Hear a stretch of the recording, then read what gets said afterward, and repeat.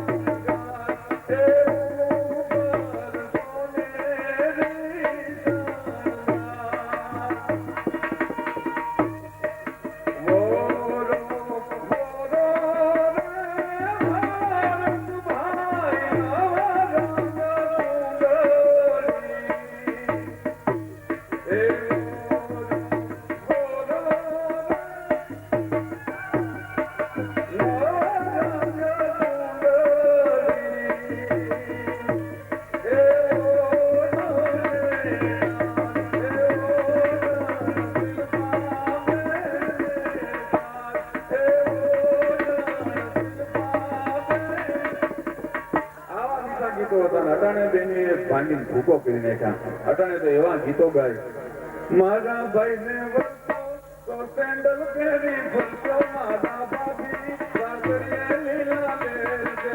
મારા ભાઈ ને તો સેન્ડલ પહેરી ફરશો, મારા ભાભી સાસરીએ લીલા. મેં કીધું સેન્ડલ ની દીકરી થામા રહેવા દે, માગ્યા સેન્ડલે આવ્યો છે ઉતાવળી થામાથી. ઉંદરડા આપઘાત કરીને બીજા ઘર બદલી નાખ્યા છે, ઉભા વાહડા જેવા રખડે. હારે જાતો ખબર પડશે કેવા છે ત્યાં. મેં કીધું તું એમ કે મારા ભાઈ ને વળતો તો નક્કી ભૂખે મરતો, મારા ભાભી સાસરીએ કાળો ઘેર છે. મારા ભાઈ ને વળતો તો નક્કી ભૂખે મરતો, મારા ભાભી સાસરીએ કાળો.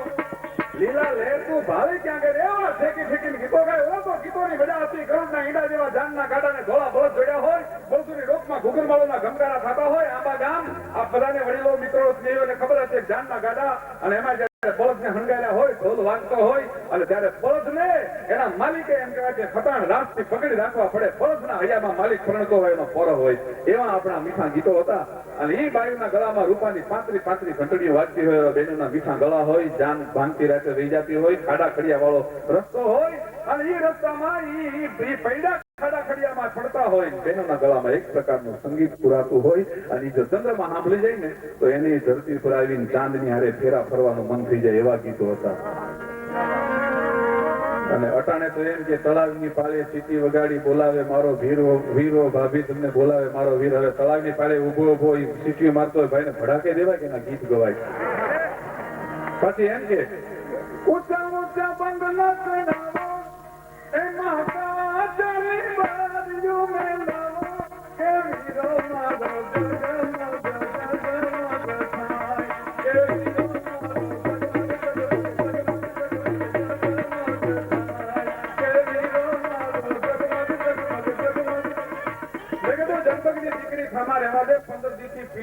મરી ગયા ત્યારે માંડ થોડો પીળો લાગે છે. આ શીશમના લાકડામાંથી ભીડ્યો હોય એવો તારો વીરો, અફીણની વાટકી જેવા પીળા ડોળા, લહણની કળી જેવું નાક ને આના ગીત ન હોય રહેવા દે. પણ ઓલા તો શું મીઠા મધુર ગીતો હતા. બેન ગાતી હોય કે સોપારીના કોકીન મારા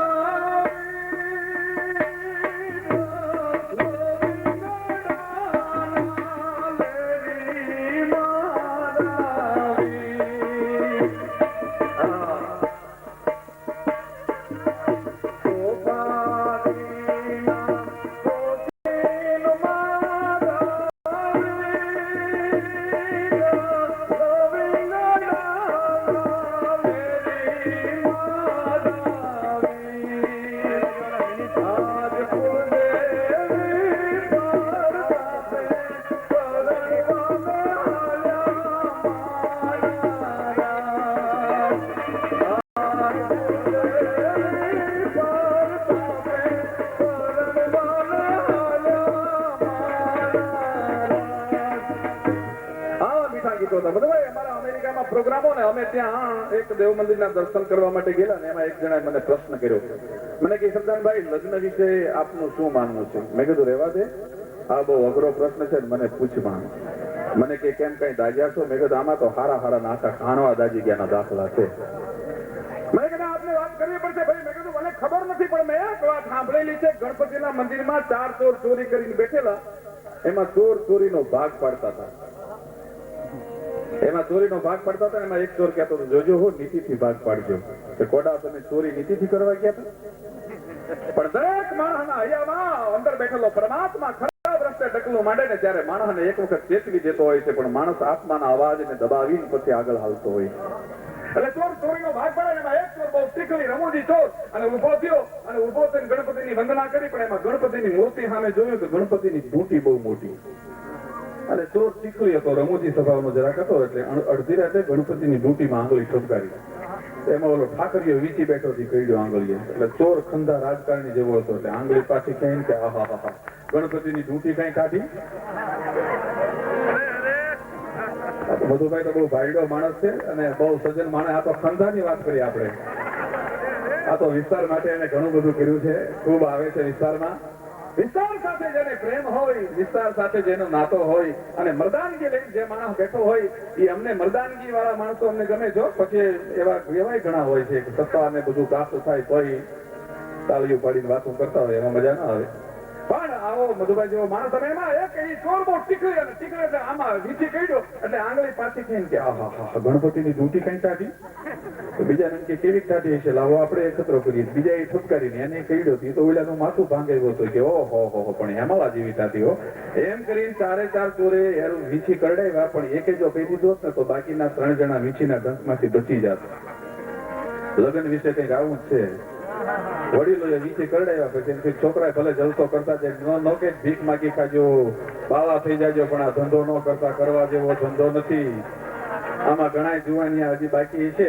પણ એક વાત કહું, દાંપત્ય જીવન કોઈથી ખરાબ હોય નહીં. દાંપત્ય જીવન જો ખરાબ હોય, લગ્નનો અવસર જો ખરાબ હોય તો ભારત વર્ષને કોઈની ઉત્તમ સંતાનો મળે નહીં. એ તો આ જગદંબાઓ જે બેઠી છે એનો હું તો એમ કહું છું કે ભારતની આર્ય નારીની તાકાત છે કે ભારતને એવા ઉત્તમ સંતાનો મળ્યા.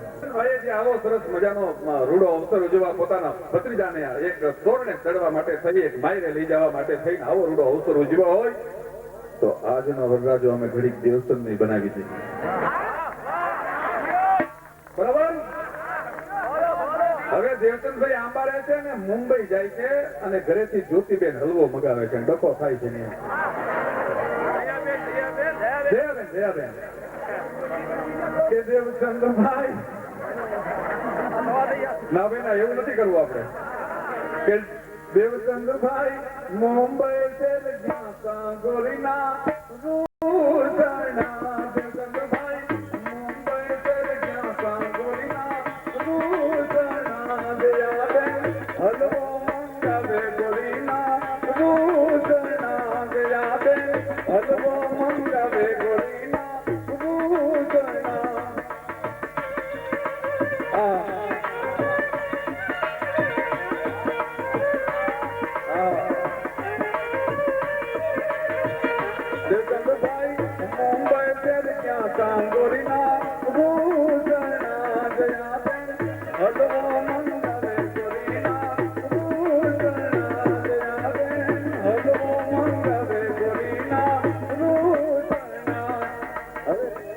દેવચંદભાઈ જેવો શોખીન માણસ, મુંબઈ જેવું શહેર શું ક્યાં ખાલી થઈ ગયું નક્કી ન રહ્યું.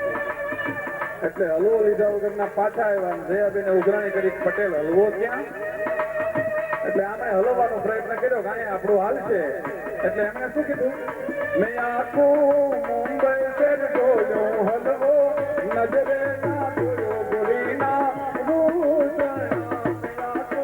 મુંબઈ શહેર જોયો હલવો, નજરે ના જોયો ગોરીના ભૂષણ. મુંબઈ શહેર જોયો હલવો, નજરે ના જોયો ગોરીના ભૂષણ. મોટા મોટા મૂછું વાળા લીંબુ ઠરે એવા માણસો મેં જોયા છે, ત્યાં ટોપા ઉતારતા જોયા છે. ત્યાં કોઈનું હાલે એવું હોય અને આખા જગતને સમજાવતા હોય ત્યાં જલ્દી સમજી જાય એવું કઈ બને નહીં. એટલે આપણે કીધું કે આખા મુંબઈમાં આટો મેળો હળવો મળ્યો નહીં. દયાબેન નિહાણા ચૂલો બંધ થયો. હવે આમને લોજનું ફાવે નહીં, મૂંઝાણા પછી. એમાં એમના મિત્ર મોતીભાઈ મળ્યા.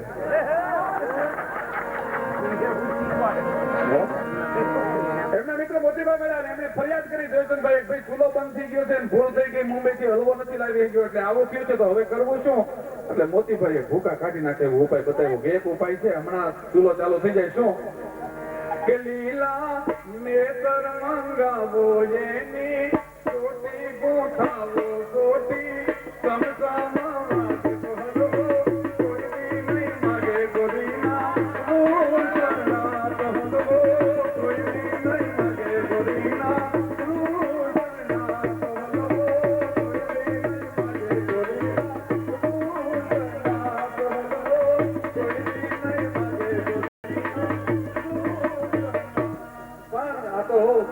બે ઘડી રમૂજની વાત હતી. મોતીભાઈ આવો ઉપાય કોઈને બતાવાય નહીં હો. આ તો ઘડીક રમૂજની વાત હતી. પણ બેન લલિતા ઘોડાદરા